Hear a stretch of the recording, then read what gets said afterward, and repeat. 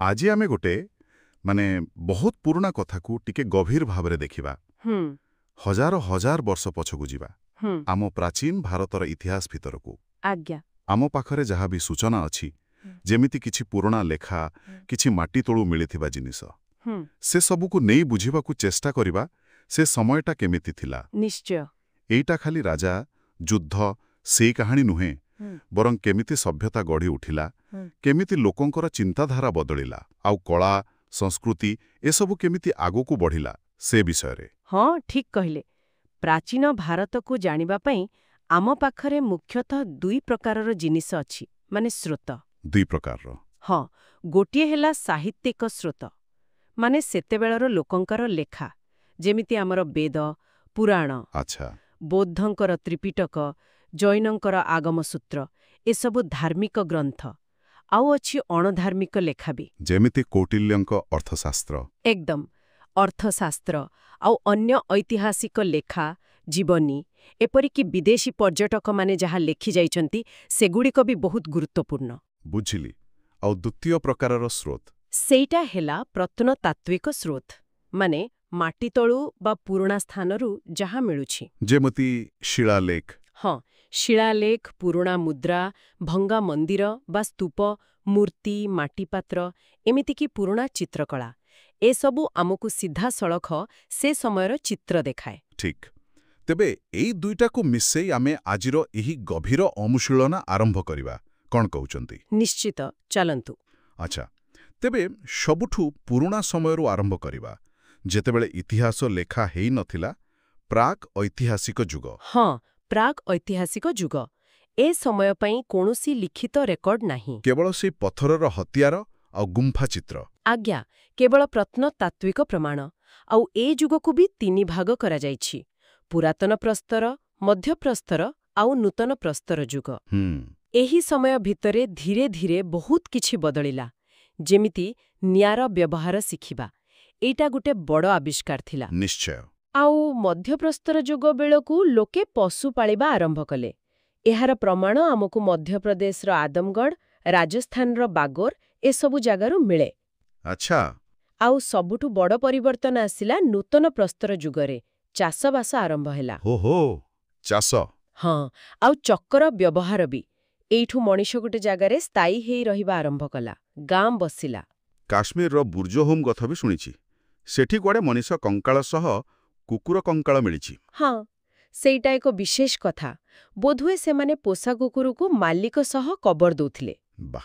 तापरे आसिला ताम्र प्रस्तर जुग माने पत्थर सांगकू तंबार व्यवहार। एकदम। आउ एई धातुर व्यवहार ज्ञानरू ही आगकू जाई सृष्टि हेला भारतर प्रथम नगरीय सभ्यता सिंधु सभ्यता हड़प्पा सभ्यता। आज्ञा सिंधु घाटी सभ्यता एहा एक आद्य ऐतिहासिक सभ्यता माने लेखा तो थिला लिपि थिला किंतु आमे आजी जाए पढ़ी पारिने कि रहस्य। हाँ, से लिपि आजी भी गोटे पहेली किंतु रेडियो कार्बन डेटिंग रु जणा पड़िछि ए सभ्यता प्राय 2300 रु 1700 ख्रीष्टपूर्व भितरे थिला। आउ कि जबरदस्त सहर थिला से गुडाक। हाँ, मोहिंजोदारो हड़प्पा धुलोविरा एबे तो यूनेस्को वर्ल्ड हेरिटेज साइट भी। हाँ, राखीगढ़ी कालीबंगान बहुत स्थान अछि आउ सेमानंकर नगर योजना सतरे आश्चर्यजनक। सेई पोड़ाइटार घर सीधा रास्ता कड़रे नाଳ। हाँ, पानी निष्कासन व्यवस्था तो बहुत उन्नत थिला। मोहेंजोदारोर से विशाल स्नानागर लागे जमती कु स्विमिंग पूल। हाँ, बोधुए किछि धार्मिक बा सामूहिक कार्य पई थिला। हरप्पारे बड़ बड़ सस्यागार मिलिछि। आउ लोथल रे सेठी तो जहाज तियारी कारखाना मिलिथिला ना गोदीवाड़ा। एकदम। एथिर जणा पड़ुछि सेमाने वाणिज्य करुथिले समुद्र बाटे भी मेसोपोटामिया सह संपर्क थिला। तांकर लेखारे मेलुहा शब्दटा बोधे एई अंचल पई व्यवहार होउथिला। आउ सेमानकर सील गुडाक मुद्रा सेथरे सेई एकशृंगी पशु। हाँ, आउ कुजी बळद। हाँ, एई दुईटी पशुर चित्र बहुत देखा जाए। आउ गोटे प्रसिद्ध जिनस हैला मोहेंजोदारोरु मिलिथिबा सेई कांस्य नर्तकी मूर्ति। ओहो हाँ, केते सुंदर आउ जीवंत लागे सेइटा। एथिरु तांको कଳାର ମାନ जणा पड़े। सेमाने तंबा कांस्य सुना रूपा एसबु व्यवहार करुथिले। किंतु गोटे जिनिस कौन सेमाने लुहा विषय जानी नथिले। अच्छा, एते उन्नत सभ्यता किंतु लुहा नथिला। हाँ, ଆଉ ତାଙ୍କ ଧାର୍ମିକ ବିଶ୍ୱାସ ବିଷୟରେ କହିଲେ ମାତୃଦେବୀଙ୍କ ପୂଜା ହେଉଥିଲା, ପଶୁପତି ଶିବଙ୍କ ଭଳି ଜଣେ ଦେବତାଙ୍କ ପୂଜା କରୁଥିଲେ ବୋଲି ସେ ଯୋଗୀ ମୁଦ୍ରାରୁ ଅନୁମାନ କରାଯାଏ। ସାପ ପୂଜା, ଗଛ ପୂଜା।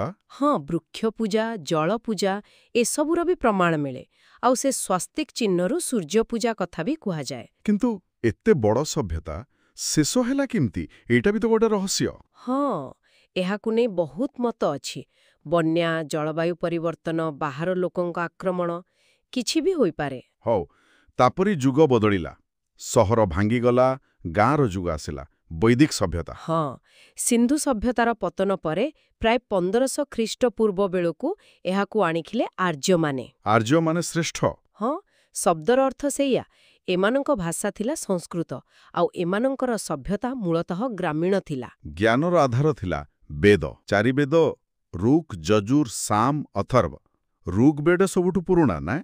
ଏକଦମ, ଋଗ୍ବେଦ ସବୁଠାରୁ ପ୍ରାଚୀନ। ଆଉ ଏ ବୈଦିକ ଯୁଗକୁ ବି 2 ଭାଗ କରାଯାଏ। ଋକ୍ ବୈଦିକ କାଳ, ମାନେ 1500ରୁ 1000 ଖ୍ରୀଷ୍ଟପୂର୍ବ। ଆଉ ପରବର୍ତ୍ତୀ ବୈଦିକ କାଳ?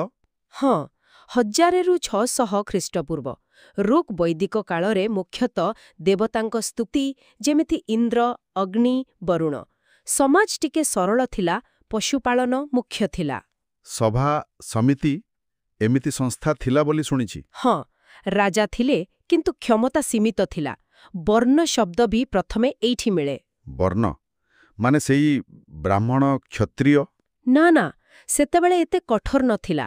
ପ୍ରଥମେ ବୋଧେ ରଙ୍ଗ କିମ୍ବା ବୃତ୍ତିକୁ ବୁଝାଉଥିଲା। କିନ୍ତୁ ପରବର୍ତ୍ତୀ ବୈଦିକ କାଳରେ ପରିସ୍ଥିତି ବଦଳିଗଲା। ହଁ, ଲୁହାର ବ୍ୟବହାର ବହୁତ ବଢ଼ିଗଲା। ଓହୋ, ଲୁହା ଏବେ ଆସିଲା। ହଁ, ଲୁହା ଯୋଗୁଁ ଜଙ୍ଗଲ କାଟି ଚାଷ ଜମି ବଢ଼ାଗଲା, ଚାଷ କାମ ସହଜ ହେଲା, ଲୋକେ ସ୍ଥାୟୀ ଭାବେ ବସବାସ କଲେ। ବଡ଼ ବଡ଼ ରାଜ୍ୟ, ଯାହାକୁ ଜନପଦ କୁହାଗଲା, ସେଗୁଡ଼ିକ ଗଢ଼ି ଉଠିଲା। ଆଉ ସେ ବର୍ଣ୍ଣ ବ୍ୟବସ୍ଥା, ଋଗ୍ବେଦର 10ମ ମଣ୍ଡଳରେ ଯୋଉ ପୁରୁଷ ସୂକ୍ତ ଅଛି, ସେଥିରେ ତ 4 ବର୍ଣ୍ଣ କଥା ଅଛି। କାଳରେ ହିଁ ଏଇ ବ୍ୟବସ୍ଥା ଜନ୍ମ ଆଧାରିତ ହୋଇଗଲା, ମାନେ ବ୍ରାହ୍ମଣର ପୁଅ ବ୍ରାହ୍ମଣ, ଏମିତି। ଆଉ ଏହା ଅଧିକ କଠୋର ବି ହେଲା। ଆଚ୍ଛା, ଏହି ସମୟରେ ବାକି 3 ବେଦ, ଯଜୁର, ସାମ, ଅଥର୍ବ ରଚନା ହେଲା।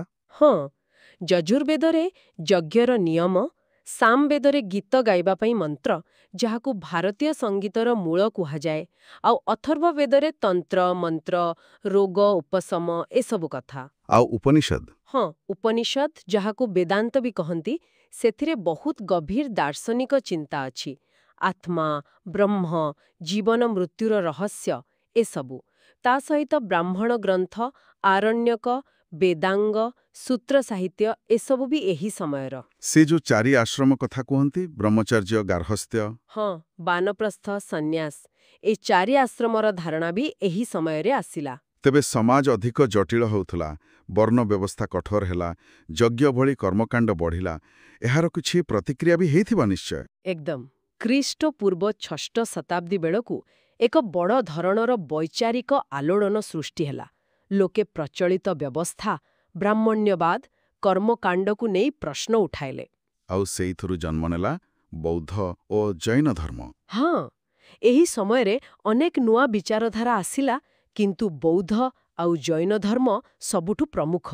ଗୌତମ ବୁଦ୍ଧ, ମାନେ ରାଜକୁମାର ସିଦ୍ଧାର୍ଥ, ସେ ସଂସାରର ଦୁଃଖ ଦେଖି ସତ୍ୟ ଖୋଜିବାକୁ ବାହାରି ପଡ଼ିଲେ। ଆଜ୍ଞା, ତାଙ୍କ ଗୃହତ୍ୟାଗକୁ ମହାଭିନିଷ୍କ୍ରମଣ କୁହାଯାଏ। ବୋଧଗୟାରେ ଜ୍ଞାନପ୍ରାପ୍ତି ହେଲା, ଯାହାକୁ ନିର୍ବାଣ କୁହନ୍ତି। ଆଉ ସାରନାଥରେ ପ୍ରଥମ ଉପଦେଶ, ଧର୍ମଚକ୍ର ପ୍ରବର୍ତ୍ତନ, ଆଉ ଶେଷରେ କୁଶିନାରାରେ ଦେହାତ୍ୟାଗ, ମହାପରିନିର୍ବାଣ। ତାଙ୍କ ମୂଳ ଶିକ୍ଷା ଥିଲା ସେଇ 4 ଆର୍ଯ୍ୟ ସତ୍ୟ ଆଉ ଅଷ୍ଟାଙ୍ଗିକ ମାର୍ଗ, ନା? ହଁ, ଦୁଃଖ ଅଛି, ଦୁଃଖର କାରଣ ଅଛି ତୃଷ୍ଣା, ଦୁଃଖର ନିରୋଧ ସମ୍ଭବ, ଆଉ ସେଇ ନିରୋଧ ପାଇଁ ମାର୍ଗ ଅଛି, ସେଇଟା ହେଲା ଅଷ୍ଟାଙ୍ଗିକ ମାର୍ଗ। ସଠିକ୍ ଦୃଷ୍ଟି, ସଠିକ୍ ସଂକଳ୍ପ, ଏମିତି 8ଟି ପଥ। ହଁ, ବୌଦ୍ଧ ଧର୍ମ ମୁଖ୍ୟତଃ ଈଶ୍ୱରଙ୍କ ଅସ୍ତିତ୍ୱ ବିଷୟରେ ଚୁପ୍ ରହେ, ମାନେ ନିରୀଶ୍ୱନବାଦୀ, କିନ୍ତୁ କର୍ମଫଳ ଓ ପୁନର୍ଜନ୍ମରେ ବିଶ୍ୱାସ କରେ। ତାଙ୍କର ମୂଳ ଗ୍ରନ୍ଥ ହେଲା ପାଲି ଭାଷାରେ ଲେଖା ତ୍ରିପିଟକ। ଆଉ ପରେ ହୀନୟାନ, ମହାଯାନ ଭାଗ ହୋଇଗଲା। ହଁ, 4ଟି ବଡ଼ ବୌଦ୍ଧ ସଙ୍ଗୀତି ବା ପରିଷଦ ବି ବସିଥିଲା ଧର୍ମର ସିଦ୍ଧାନ୍ତକୁ ସ୍ଥିର କରିବା ପାଇଁ। ଠିକ୍ ସେଇ ସମୟରେ ଜୈନ ଧର୍ମ ବି ଆସିଲା, ମହାବୀର ସ୍ୱାମୀ ହଁ, ମହାବୀର ସ୍ୱାମୀ ବା ବର୍ଦ୍ଧମାନ ଜୈନ ପରମ୍ପରାରେ ସେ 24ତମ ତୀର୍ଥଙ୍କର। ପ୍ରଥମ ଥିଲେ ଋଷଭଦେବ। ମହାବୀର ହିଁ ଏହାର ପ୍ରମୁଖ ପ୍ରଚାରକ ଥିଲେ। ହଁ, ସେ ବି ଗୃହତ୍ୟାଗ କରି କଠୋର ତପସ୍ୟା ପରେ କୈବଲ୍ୟ ବା ପରମ ଜ୍ଞାନ ପାଇଲେ। ତାପରେ ସେ ଜିନ୍ ବା ବିଜେତା ଭାବେ ପରିଚିତ ହେଲେ। ଜୈନ ଧର୍ମର ମୂଳ କଥା କ'ଣ? ସେ ତ୍ରିରତ୍ନ? ହଁ, ତ୍ରିରତ୍ନ ସମ୍ୟକ୍ ଦର୍ଶନ, ସମ୍ୟକ୍ ଜ୍ଞାନ, ସମ୍ୟକ୍ ଚରିତ୍ର ଆଉ 5ଟି ମହାବ୍ରତ। ସତ୍ୟ, ଅହିଂସା, ଅସ୍ତେୟ, ଚୋରି ନ କରିବା, ଅପରିଗ୍ରହ, ସମ୍ପତ୍ତି ନ ରଖିବା ଆଉ ବ୍ରହ୍ମଚର୍ଯ୍ୟ। ଏଟା ମହାବୀର ଯୋଡ଼ିଥିଲେ। ଜୈନ ଧର୍ମରେ ଅହିଂସା ଉପରେ ବହୁତ ବେଶୀ ଜୋର ଦିଆଯାଏ। ଏମାନେ ବି ନିରୀଶ୍ୱରବାଦୀ। ହଁ, କିନ୍ତୁ ଆତ୍ମାର ଅସ୍ତିତ୍ୱରେ ବିଶ୍ୱାସ କରନ୍ତି। ପରେ ଏମାନେ ବି 2 ଭାଗ ହେଲେ। ଶ୍ୱେତାମ୍ବର ଧଳା ଲୁଗା ପିନ୍ଧନ୍ତି ଓ ଦିଗମ୍ବର ବସ୍ତ୍ରହୀନ। ତାଙ୍କ ସାହିତ୍ୟକୁ ଆଗମ କୁହାଯାଏ। ଆଚ୍ଛା, ତେବେ ଏହି ସମୟରେ ମାନେ ଖ୍ରୀଷ୍ଟପୂର୍ବ 6ଠ ଶତାବ୍ଦୀ ବେଳକୁ ଏପଟେ ଧାର୍ମିକ ପରିବର୍ତ୍ତନ ଆସୁଥିଲା, ଆରପଟେ ରାଜନୀତିରେ କ'ଣ ଚାଲୁଥିଲା? ସେଇ 16 ମହାଜନପଦ କଥା। ଠିକ୍ ସେହି ସମୟ। ପୂର୍ବର ସେହି ଛୋଟ ଛୋଟ ଜନପଦ ମିଶି ବଡ଼ ରାଜ୍ୟ ବା ମହାଜନପଦ ତିଆରି କଲେ। ବୌଦ୍ଧ ଗ୍ରନ୍ଥ ଅଙ୍ଗୁତ୍ତର ନିକାୟରେ 16ଟି ମହାଜନପଦର ତାଲିକା ମିଳେ। କାଶୀ, କୌଶଲ, ଅବନ୍ତୀ, ମଗଧ ଏମିତି। ହଁ, ଏମାନଙ୍କ ଭିତରେ ନିଜ ନିଜର ଶ୍ରେଷ୍ଠତା ପାଇଁ ଲଢ଼େଇ ଲାଗି ରହିଥିଲା। ଆଉ ଶେଷରେ ସବୁଠୁ ଶକ୍ତିଶାଳୀ ହେଇ ଉଭା ହେଲା ମଗଧ। ମଗଧ କେମିତି ଏତେ ଶକ୍ତିଶାଳୀ ହେଲା? ଏହାର କାରଣ ଅନେକ। ଗୋଟେ ତ ଭୌଗୋଳିକ ସ୍ଥିତି, ଚାରିପଟେ ନଦୀ ଆଉ ପାହାଡ଼ ଥିଲା ସୁରକ୍ଷା ପାଇଁ, ପାଖରେ ଲୁହା ଖଣି ଥିଲା ଯାହା ଅସ୍ତ୍ରଶସ୍ତ୍ର ପାଇଁ ଦରକାର, ହାତୀ ବି ମିଳୁଥିଲେ ଯୁଦ୍ଧ ପାଇଁ, ଆଉ ତା ସାଙ୍ଗକୁ ବିମ୍ବିସାର, ଅଜାତଶତ୍ରୁଙ୍କ ଭଳି ଦକ୍ଷ ରାଜା ମିଳିଲେ। ହର୍ଯଙ୍କ ବଂଶ, ତାପରେ ଶିଶୁନାଗ ବଂଶ। ହଁ, ଆଉ ତାପରେ ଆସିଲା ନନ୍ଦବଂଶ। ମହାପଦ୍ମନନ୍ଦ ବହୁତ ଶକ୍ତିଶାଳୀ ରାଜା ଥିଲେ, କିନ୍ତୁ ଶେଷ ରାଜା ଧନନନ୍ଦ ଟିକେ ଅତ୍ୟାଚାରୀ ଥିଲେ। ଆଉ ତାଙ୍କୁ ହରେଇଲେ ଚନ୍ଦ୍ରଗୁପ୍ତା ମୌର୍ଯ୍ୟ। ଏକଦମ। ଚାଣକ୍ୟ ବା କୌଟିଲ୍ୟଙ୍କ ସାହାଯ୍ୟରେ ଚନ୍ଦ୍ରଗୁପ୍ତ ଧନନନ୍ଦଙ୍କୁ ପରାସ୍ତ କରି ଖ୍ରୀଷ୍ଟପୂର୍ବ 321ରେ ମଗଧରେ ମୌର୍ଯ୍ୟ ସାମ୍ରାଜ୍ୟର ମୂଳଦୁଆ ପକାଇଲେ। ଏହା ଥିଲା ଭାରତର ପ୍ରଥମ ବଡ଼ ସାମ୍ରାଜ୍ୟ। ଚାଣକ୍ୟଙ୍କ ଅର୍ଥଶାସ୍ତ୍ର ବିଷୟରେ ତ ଆମେ କଥା ହେଲେ। କି ଅସାଧାରଣ ବହି! ରାଜନୀତି, ପ୍ରଶାସନ, କୂଟନୀତି ସବୁକିଛି ଅଛି ସେଥିରେ। ହଁ, ଏହା ସେ ସମୟର ଶାସନ ବ୍ୟବସ୍ଥା ବୁଝିବା ପାଇଁ ଏକ ଅମୂଲ୍ୟ ଗ୍ରନ୍ଥ। ଚନ୍ଦ୍ରଗୁପ୍ତ କେବଳ ଭାରତ ଭିତରେ ନୁହେଁ, ବାହାର ଶକ୍ତିକୁ ବି ହରେଇଥିଲେ। ସେଲ୍ୟୁକସ୍ ନିକେଟର, ଆଲେକ୍ଜାଣ୍ଡରଙ୍କର ସେନାପତି। ଆଜ୍ଞା, ତାଙ୍କୁ ପରାସ୍ତ କରି ତାଙ୍କ ଝିଅଙ୍କୁ ବିବାହ କରିଥିଲେ ଏବଂ ପଶ୍ଚିମ ସୀମା ସୁରକ୍ଷିତ କରିଥିଲେ। ସେଲ୍ୟୁକସଙ୍କ ଦୂତ ଭାବେ ମେଗାସ୍ଥିନିସ୍ ଚନ୍ଦ୍ରଗୁପ୍ତଙ୍କ ରାଜସଭାକୁ ଆସିଥିଲେ। ଆଉ ସେ ଲେଖିଲେ ଇଣ୍ଡିକା, ଯଦିଓ ମୂଳ ବହିଟା ନାହିଁ ଏବେ। ହଁ, କିନ୍ତୁ ତାର ଅଂଶ ଅନ୍ୟ ଲେଖାରୁ ମିଳେ। ସେଠିରୁ ପାଟଲିପୁତ୍ର ନଗର, ସେନାବାହିନୀ, ସମାଜର 7ଟି ବର୍ଗ କଥା ଏସବୁ ଜଣାପଡ଼େ। ଚନ୍ଦ୍ରଗୁପ୍ତଙ୍କ ପରେ ତାଙ୍କ ପୁଅ ବିନ୍ଦୁସାର, ଆଉ ତାପରେ ଆସିଲେ ଅଶୋକ। ହଁ, ଅଶୋକ ଭାରତ ଇତିହାସର ଜଣେ ମହାନ ସମ୍ରାଟ। ଆଉ ତାଙ୍କ ଜୀବନର ସବୁଠୁ ବଡ଼ ମୋଡ଼ ଥିଲା କଳିଙ୍ଗ ଯୁଦ୍ଧ 261 ଖ୍ରୀଷ୍ଟପୂର୍ବ। ସେ ଯୁଦ୍ଧର ଭୟାବହତା ଦେଖି ତାଙ୍କ ମନ ବଦଳିଗଲା ନା? ଏକଦମ। କଳିଙ୍ଗ ଯୁଦ୍ଧରେ ହୋଇଥିବା ମୃତ୍ୟୁ ଆଉ ଦୁଃଖ ଦେଖି ସେ ଏତେ ବ୍ୟଥିତ ହେଲେ ଯେ ଆଉ ଯୁଦ୍ଧ ନ କରିବାକୁ ନିଷ୍ପତ୍ତି ନେଲେ। ସେ ବୌଦ୍ଧ ଧର୍ମ ଗ୍ରହଣ କଲେ। ଆଉ ଯୁଦ୍ଧ ଘୋଷଣା ଭେରି ଘୋଷ ବଦଳରେ ଧର୍ମ ଘୋଷଣା, ଧମ୍ମ ଘୋଷଣା ଆରମ୍ଭ କଲେ। ହଁ, ତାଙ୍କର ଏହି ଧମ୍ମ କୌଣସି ଗୋଟିଏ ଧର୍ମ ନଥିଲା। ଏହା ଥିଲା ସବୁ ଧର୍ମର ସାର କଥା, ନୈତିକ ଆଚରଣ ବିଧି। ଯେମିତି ସତ କହିବା, ଅହିଂସା, ବଡ଼ଙ୍କୁ ସମ୍ମାନ, ଦୟା, ଦାନ। ଆଜ୍ଞା, ସେ ଏହି ଧର୍ମର ପ୍ରଚାର ପାଇଁ ନିଜ ସାମ୍ରାଜ୍ୟର ସବୁଆଡ଼େ ଶିଳାଲେଖ ଓ ସ୍ତମ୍ଭଲେଖ ସ୍ଥାପନ କଲେ। ନିଜ ପୁଅ ମହେନ୍ଦ୍ର ଆଉ ଝିଆ ସଂଘମିତ୍ରାଙ୍କୁ ଶ୍ରୀଲଙ୍କା ପଠାଇଲେ ବୌଦ୍ଧ ଧର୍ମର ପ୍ରଚାର ପାଇଁ। ଏହି ଶିଳାଲେଖଗୁଡ଼ିକ ତ ବହୁତ ଗୁରୁତ୍ୱପୂର୍ଣ୍ଣ। ଏଗୁଡ଼ିକ କେଉଁ ଲିପିରେ ଲେଖାଥିଲା? ମୁଖ୍ୟତଃ ବ୍ରାହ୍ମୀ ଲିପିରେ। କିଛି ଜାଗାରେ ଖରୋଷ୍ଠୀ, ଗ୍ରୀକ୍ ଆଉ ଆରାମାଇକ୍ ଲିପି ବି ବ୍ୟବହାର ହୋଇଛି। ଆଉ ଏହାକୁ ପଢ଼ିବାରେ ସଫଳ ହେଲେ ଜେମ୍ସ ପ୍ରିନ୍ସେପ 1836ରେ। ହଁ, ସେହିଦିନଠୁ ଅଶୋକଙ୍କ ବିଷୟରେ ଆମେ ଏତେ କଥା ଜାଣିପାରିଲେ। ତାଙ୍କ ଶାସନ, ତାଙ୍କ ଧମ୍ମନୀତି, ତାଙ୍କ ପ୍ରଶାସନ ସବୁକିଛି। କିନ୍ତୁ ଏତେ ବଡ଼ ମୌର୍ଯ୍ୟ ସାମ୍ରାଜ୍ୟ ବି ବେଶୀ ଦିନ ରହିଲାନି। ଅଶୋକଙ୍କ ପରେ ଏହା ଦୁର୍ବଳ ହୋଇଗଲା। ହଁ, ଅଶୋକଙ୍କ ପରେ ଯୋଗ୍ୟ ଉତ୍ତରାଧିକାରୀ ନଥିଲେ, ସାମ୍ରାଜ୍ୟ ବହୁତ ବଡ଼ ହୋଇଯାଇଥିଲା, ପ୍ରଶାସନିକ ଶିଥିଳତା ଆସିଲା, ଏମିତି ଅନେକ କାରଣ ଥିଲା। ଶେଷ ମୌର୍ଯ୍ୟ ରାଜା ବୃହଦ୍ରଥଙ୍କୁ ତାଙ୍କ ସେନାପତି ପୁଷ୍ୟମିତ୍ର ଶୁଙ୍ଗ ହତ୍ୟା କରି ଶୁଙ୍ଗ ବଂଶ ସ୍ଥାପନ କଲେ। ତାମାନେ କେନ୍ଦ୍ରୀୟ ଶକ୍ତି ଭାଙ୍ଗିଗଲା, ଆଉ ଏହି ସମୟରେ ବାହାରୁ ଆକ୍ରମଣ ବି ହେଲା ବୋଲି କହୁଥିଲେ। ହଁ, ମୌର୍ଯ୍ୟୋତ୍ତର ଯୁଗରେ ଉତ୍ତର ଭାରତରେ ଶୁଙ୍ଗ, ତାପରେ କଣ୍ବ ବଂଶ ଆସିଲେ। ଦାକ୍ଷିଣାତ୍ୟରେ ସାତବାହନମାନେ ବହୁତ ଶକ୍ତିଶାଳୀ ଥିଲେ। ଏମାନେ ସୀସା ମୁଦ୍ରା ଚଳାଇଥିଲେ। ଆଚ୍ଛା, ସୀସା ମୁଦ୍ରା। ହଁ, ଆଉ ଏହି ସମୟରେ ହିଁ ଉତ୍ତର ପଶ୍ଚିମରୁ ବିଦେଶୀ ଆକ୍ରମଣ ହେଲା। ପ୍ରଥମେ ଇଣ୍ଡୋ ଗ୍ରୀକ୍ ବା ବ୍ୟାକ୍ଟ୍ରିଆନ୍ ଗ୍ରୀକ୍। ସେଇ ମେନାଣ୍ଡର ମିଳିନ୍ଦ ପହ୍ନା ବହିରେ ଯାହାଙ୍କ କଥା ଅଛି। ଏକଦମ, ସେ ବୌଦ୍ଧ ଧର୍ମ ଗ୍ରହଣ କରିଥିଲେ, ଆଉ ଏମାନେ ହିଁ ଭାରତରେ ପ୍ରଥମେ ସୁନା ମୁଦ୍ରା ଚଳାଇଥିଲେ ବୋଲି କୁହାଯାଏ। ତାପରେ ଆସିଲେ ଶକ, ପଲ୍ଲବ। ହଁ, ଶକମାନଙ୍କ ମଧ୍ୟରେ ରୁଦ୍ରଦାମନ ବହୁତ ପ୍ରସିଦ୍ଧ।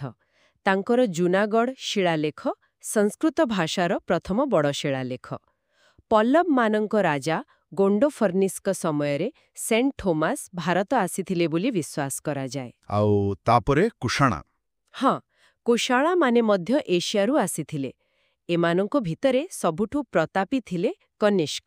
କନିଷ୍କଙ୍କ ନାଁ ତ ବହୁ ଶୁଣାଯାଏ। ସେ 78 ଖ୍ରୀଷ୍ଟାବ୍ଦରେ ଶକ ସମ୍ବତ ଆରମ୍ଭ କରିଥିଲେ ନା? ହଁ, ତାଙ୍କ ସିଂହାସନ ଆରୋହଣ ବର୍ଷରୁ ଶକ ସମ୍ବତ ଆରମ୍ଭ, ଯାହା ଆମ ଜାତୀୟ ପଞ୍ଜିକାର ଆଧାର। ସେ ବୌଦ୍ଧ ଧର୍ମର ମହାୟାନ ଶାଖାର ବଡ଼ ସମର୍ଥକ ଥିଲେ। ଚତୁର୍ଥ ବୌଦ୍ଧ ସଂଗୀତି ତାଙ୍କ ସମୟରେ ହୋଇଥିଲା, କାଶ୍ମୀରରେ। ଆଜ୍ଞା, ତାଙ୍କ ଦରବାରରେ ବି ବହୁତ ବିଦ୍ୱାନ ଥିଲେ, ଯେମିତି ଚରକ। ଆୟୁର୍ବେଦର ପିତା କୁହାଯାଏ। ଚରକ ସଂହିତା ଲେଖିଥିଲେ। ହଁ, ଆଉ ଥିଲେ କବି ଅଶ୍ୱଘୋଷ ବୁଦ୍ଧଚରିତ ଲେଖିଥିଲେ। ଦାର୍ଶନିକ ନାଗାର୍ଜୁନା ଶୂନ୍ୟବାଦର ପ୍ରବର୍ତ୍ତକ। ଏହି ସମୟରେ କଳାର ବି ବହୁତ ବିକାଶ ହେଲା। ଗାନ୍ଧାର କଳା ଆଉ ମଥୁରା କଳା। ହଁ, ଗାନ୍ଧାର ଶୈଳୀରେ ଗ୍ରୀକ୍ ରୋମାନ ପ୍ରଭାବ ଦେଖାଯାଏ, ବିଶେଷ କରି ବୁଦ୍ଧ ମୂର୍ତ୍ତିରେ। ମଥୁରା ଶୈଳୀ ଟିକେ ସ୍ୱଦେଶୀ ଥିଲା। ତେବେ ମୌର୍ଯ୍ୟୋତ୍ତର ଯୁଗରେ ରାଜନୀତିକ ଅସ୍ଥିରତା ଥିଲେ ବି ସାଂସ୍କୃତିକ ଆଦାନ ପ୍ରଦାନ ଖୁବ୍ ହେଉଥିଲା। ନିଶ୍ଚୟ, ଏହାପରେ ପୁଣିଥରେ ଭାରତରେ ଏକ ବଡ଼ ସାମ୍ରାଜ୍ୟର ଉଦୟ ହେଲା। ଗୁପ୍ତ ସାମ୍ରାଜ୍ୟ, ଯାହାକୁ କୁହାଯାଏ ଭାରତୀୟ ଇତିହାସର ସ୍ୱର୍ଣ୍ଣଯୁଗ। ହଁ, ପ୍ରାୟ ତୃତୀୟ ଶତାବ୍ଦୀର ଶେଷ ଆଡ଼କୁ ଏହାର ଆରମ୍ଭ। ପ୍ରତିଷ୍ଠାତା ଥିଲେ ଶ୍ରୀଗୁପ୍ତ, କିନ୍ତୁ ପ୍ରକୃତ ଶକ୍ତି ଆସିଲା ଚନ୍ଦ୍ରଗୁପ୍ତ ପ୍ରଥମଙ୍କ ସମୟରୁ। ସେ ମହାରାଜାଧିରାଜ ଉପାଧି ନେଇଥିଲେ। ଗୁପ୍ତ ସମ୍ବତ ବି ଆରମ୍ଭ କରିଥିଲେ। ହଁ, 319-20 ଖ୍ରୀଷ୍ଟାବ୍ଦରେ।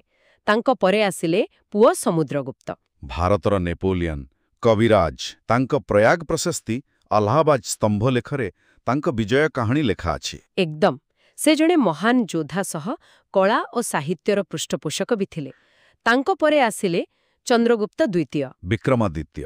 ତାଙ୍କ ନାଁ ସହ ଅନେକ କାହାଣୀ ଯୋଡ଼ି ହୋଇ ରହିଛି। ହଁ, ସେ ଶକମାନଙ୍କୁ ପରାସ୍ତ କରିଥିଲେ।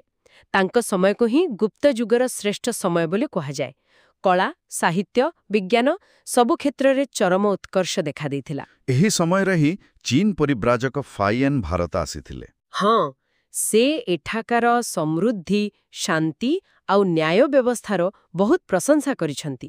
ଚନ୍ଦ୍ରଗୁପ୍ତ ଦ୍ୱିତୀୟଙ୍କ ଦରବାରରେ ନବରତ୍ନ ଥିଲେ ବୋଲି କୁହାଯାଏ। ଯେଉଁଥିରେ ମହାକବି କାଳିଦାସ ବି ଥିଲେ। ହଁ, କାଳିଦାସ, ଅଭିଜ୍ଞାନ ଶାକୁନ୍ତଲମ୍, ମେଘଦୂତମ୍, ଧନ୍ୱନ୍ତ୍ରୀ, ଆୟୁର୍ବେଦ ଚିକିତ୍ସକ, ବରାହମିହିର, ଜ୍ୟୋତିର୍ବିଦ, ଏମିତି ମହାନ ବ୍ୟକ୍ତିମାନେ। ଆଉ ବିଜ୍ଞାନ କ୍ଷେତ୍ରରେ ଆର୍ଯ୍ୟଭଟ୍ଟ, ସେ ବି କ'ଣ ଏହି ଯୁଗର? ଆର୍ଯ୍ୟଭଟ୍ଟ ଗୁପ୍ତ ଯୁଗର ଶେଷ ଆଡ଼କୁ ଥିଲେ। ସେ ଗଣିତ ଆଉ ଜ୍ୟୋତିର୍ବିଜ୍ଞାନକୁ ଯେଉଁ ଅବଦାନ ଦେଇଛନ୍ତି, ତାହା ଅତୁଳନୀୟ। ପୃଥିବୀ ଘୁରୁଛି ବୋଲି କହିବା, ଶୂନ୍ୟର ବ୍ୟବହାର, ପାଏର ମୂଲ୍ୟ। ସତରେ। ଆଉ ସ୍ଥାପତ୍ୟ, ମନ୍ଦିର ନିର୍ମାଣ। ହଁ, ଗୁପ୍ତ ଯୁଗରେ ହିଁ ମନ୍ଦିର ସ୍ଥାପତ୍ୟର ବିକାଶ ଆରମ୍ଭ ହେଲା। ଦେଓଗଡ଼ର ଦଶାବତାର ମନ୍ଦିର ଏକ ଭଲ ଉଦାହରଣ। ଅଜନ୍ତାର କିଛି ସୁନ୍ଦର ଗୁମ୍ଫା ଚିତ୍ର, ଯେମିତି ଗୁମ୍ଫା 16, 17, 19 ବି ଏହି ସମୟର। ଆଉ ନାଳନ୍ଦା ବିଶ୍ୱବିଦ୍ୟାଳୟ? ସେଟା ସ୍ଥାପନ କରିଥିଲେ କୁମାରଗୁପ୍ତ ପ୍ରଥମ, ଯିଏ ଚନ୍ଦ୍ରଗୁପ୍ତ ଦ୍ୱିତୀୟଙ୍କ ପୁଅ ଥିଲେ। ପରବର୍ତ୍ତୀ ରାଜା ସ୍କନ୍ଦଗୁପ୍ତଙ୍କୁ ହୁଣ ଆକ୍ରମଣର ସାମ୍ନା କରିବାକୁ ପଡ଼ିଥିଲା। ତେବେ ଗୁପ୍ତ ଯୁଗକୁ ସ୍ୱର୍ଣ୍ଣଯୁଗ କହିବା ପଛରେ ଏତେ ସବୁ କାରଣ ଥିଲା, କିନ୍ତୁ ଏ ସାମ୍ରାଜ୍ୟ ବିଶେଷରେ ଭାଙ୍ଗିଗଲା। ହଁ, ହୁଣ ଆକ୍ରମଣ ଏବଂ ଆଭ୍ୟନ୍ତରୀଣ ଦୁର୍ବଳତା ଯୋଗୁଁ ଧୀରେ ଧୀରେ ଗୁପ୍ତ ସାମ୍ରାଜ୍ୟର ପତନ ହେଲା। ତାପରେ ପୁଣି ଆଞ୍ଚଳିକ ଶକ୍ତିମାନଙ୍କର ଉଦୟ। ଏକଦମ। ଉତ୍ତର ଭାରତରେ ବର୍ଦ୍ଧନ ବଂଶର ହର୍ଷବର୍ଦ୍ଧନ କିଛି ସମୟ ପାଇଁ ଏକ ବଡ଼ ରାଜ୍ୟ ଗଠନ କରିଥିଲେ। ତାଙ୍କ ସମୟରେ ଚୀନ ପରିବ୍ରାଜକ ହୁଏନସାଂ ଭାରତ ଆସିଥିଲେ। ବାଣଭଟ୍ଟ ହର୍ଷଚରିତ ଲେଖିଥିଲେ। ଆଉ ଦକ୍ଷିଣ ଭାରତରେ ସେଠି ତ ସଙ୍ଗମୟୁଗ କଥା ଶୁଣାଯାଏ। ଚେର, ଚୋଳ, ପାଣ୍ଡ୍ୟ। ହଁ, ସେମାନେ ବହୁତ ପ୍ରାଚୀନ। କିନ୍ତୁ ପରବର୍ତ୍ତୀ ସମୟରେ ଚାଲୁକ୍ୟ, ବାତାପି, କଲ୍ୟାଣୀ, ବେଙ୍ଗିର, ପଲ୍ଲବ, କାଞ୍ଚିର, ରାଷ୍ଟ୍ରକୂଟ ମାନ୍ୟକ୍ଷେତର ଆଉ ପରବର୍ତ୍ତୀ ଚୋଳମାନେ ତାଞ୍ଜୋରର ବହୁତ ଶକ୍ତିଶାଳୀ ହୋଇଥିଲେ। ପଲ୍ଲବମାନଙ୍କର ରଥ ମନ୍ଦିର, ମହାବଳୀପୁରମ୍, ଚୋଳମାନଙ୍କର ବୃହଦୀଶ୍ୱର ମନ୍ଦିର। ହଁ, ଆଉ ରାଷ୍ଟ୍ରକୂଟ ରାଜା କୃଷ୍ଣ ପ୍ରଥମଙ୍କ ଦ୍ୱାରା ନିର୍ମିତ ଏଲୋରାର ସେଇ ଅଦ୍ଭୁତ କୈଳାସ ମନ୍ଦିର ଗୋଟିଏ ପାହାଡ଼କୁ କାଟି ତିଆରି ହେଇଛି। ବାଃ, କଳ୍ପନା କରିହେଉନି। ଏମାନେ କେବଳ ଯୁଦ୍ଧ କରୁନଥିଲେ, କଳା ଓ ସ୍ଥାପତ୍ୟକୁ ବି ବହୁତ ପ୍ରୋତ୍ସାହନ ଦେଉଥିଲେ। ଆଉ ଟିକେ ଆଗକୁ ଆସିଲେ ପୂର୍ବ ମଧ୍ୟଯୁଗରେ ଉତ୍ତର ଭାରତରେ ସେହି ରାଜପୁତ ବଂଶଗୁଡ଼ିକ। ହଁ, ସେତେବେଳକୁ ପ୍ରାୟ ଅଷ୍ଟମ 12ଶ ଶତାବ୍ଦୀ। ଗୁର୍ଜର ପ୍ରତିହାର, ପାଳ ଆଉ ରାଷ୍ଟ୍ରକୂଟଙ୍କ ଭିତରେ କନୌଜ ପାଇଁ ତ୍ରିପାଠିକ ସଂଘର୍ଷ ଚାଲିଥିଲା। ତା ଛଡ଼ା ଚାହାମାନ ବା ଚୌହାନ, ପୃଥ୍ୱୀରାଜ ଚୌହାନ। ହଁ, ପୃଥ୍ୱୀରାଜ ତୃତୀୟ। ତାଙ୍କର ମହମ୍ମଦ ଘୋରୀଙ୍କ ସହ ତରାଇନ ଯୁଦ୍ଧ ହୋଇଥିଲା। ଆଉ ଥିଲେ ପରମାର ବଂଶ, ରାଜା ଭୋଜ, ଚନ୍ଦେଲ ବଂଶ, ଯେଉଁମାନେ ଖଜୁରାହ ମନ୍ଦିର ତିଆରି କଲେ। ବଙ୍ଗାଳରେ ପାଳ ବଂଶ, ଧର୍ମପାଳ ବିକ୍ରମଶିଳା ବିହାର ସ୍ଥାପନ କରିଥିଲେ, ସେନ ବଂଶ। ହଁ, ଏମିତି ଅନେକ ଆଞ୍ଚଳିକ ରାଜବଂଶ ସେତେବେଳେ ଶାସନ କରୁଥିଲେ। ବାଃ, ତାହେଲେ ପୁରା ପଥର ଯୁଗରୁ ଆରମ୍ଭ କରି ଏହି ପୂର୍ବ ମଧ୍ୟଯୁଗ ପର୍ଯ୍ୟନ୍ତ ଏକ ବିଶାଳ ଯାତ୍ରା ଆମେ କଲୁ। କେତେ କ'ଣ ବଦଳିଛି। ହଁ, ସଭ୍ୟତାର ଉତ୍ଥାନ ପତନ, ସାମ୍ରାଜ୍ୟ ଗଢ଼ି ଉଠିଛି, ଭାଙ୍ଗିଛି, ନୂଆ ଧର୍ମ, ନୂଆ ବିଚାର ଆସିଛି, କଳା, ସାହିତ୍ୟ, ବିଜ୍ଞାନ ଆଗକୁ ବଢ଼ିଛି। ଆମେ ଆରମ୍ଭରେ ଯୋଉ ତିନୋଟି ସୂତ୍ର କଥା କହୁଥିଲେ, ସାହିତ୍ୟ, ପ୍ରତ୍ନତତ୍ତ୍ୱ ଆଉ ବିଦେଶୀ ବିବରଣୀ, ସେସବୁକୁ ମିଶେଇ ଆମେ ଏହି ଚିତ୍ରଟା ପାଇଲେ। ଆଜ୍ଞା, ପ୍ରତ୍ୟେକ ଯୁଗର ନିଜର କିଛି ବିଶେଷତା ଅଛି, ନିଜର କିଛି ଅବଦାନ ଅଛି। ସେ ସିନ୍ଧୁ ସଭ୍ୟତାର ନଗର ନିର୍ମାଣ ହେଉ ବା ବୈଦିକ ଋଷିଙ୍କର ଦର୍ଶନ, ବୁଦ୍ଧ ମହାବୀରଙ୍କର ଶିକ୍ଷା ହେଉ ବା ଅଶୋକଙ୍କର ଧାମ, ଗୁପ୍ତ ଯୁଗର କଳା ବିଜ୍ଞାନ ହେଉ ବା ଦକ୍ଷିଣ ଭାରତର ମନ୍ଦିର, ଏସବୁ ମିଶି ହିଁ ଭାରତୀୟ ସଭ୍ୟତା ଓ ସଂସ୍କୃତିର ନିଅ ପକେଇଛି। ନିଶ୍ଚୟ। କିନ୍ତୁ ଏତେ ସବୁ ପରିବର୍ତ୍ତନ, ଏତେ ବିବିଧତା ଭିତରେ ଗୋଟେ ପ୍ରଶ୍ନ ମନକୁ ଆସୁଛି। କ'ଣ ସେହି ଜିନିଷ ଯାହା ପ୍ରାଚୀନ କାଳରୁ ଆରମ୍ଭ ହୋଇ ଆଜି ପର୍ଯ୍ୟନ୍ତ ଏକ ସୂତା ପରି ଆମ ସମାଜ ଓ ସଂସ୍କୃତି ଭିତରେ ଚାଲି ଆସିଛି? ଏତେ ଭଙ୍ଗାଗଡ଼ା ସତ୍ତ୍ୱେ ସେହି ନିରନ୍ତରତା କ'ଣ? ଏଟା ଭାବିବା ପାଇଁ ଏକ ବଡ଼ କଥା, ନୁହେଁ କି? ହଁ, ନିଶ୍ଚିତ ଭାବରେ ଏକ ଗଭୀର ଚିନ୍ତନର ବିଷୟ।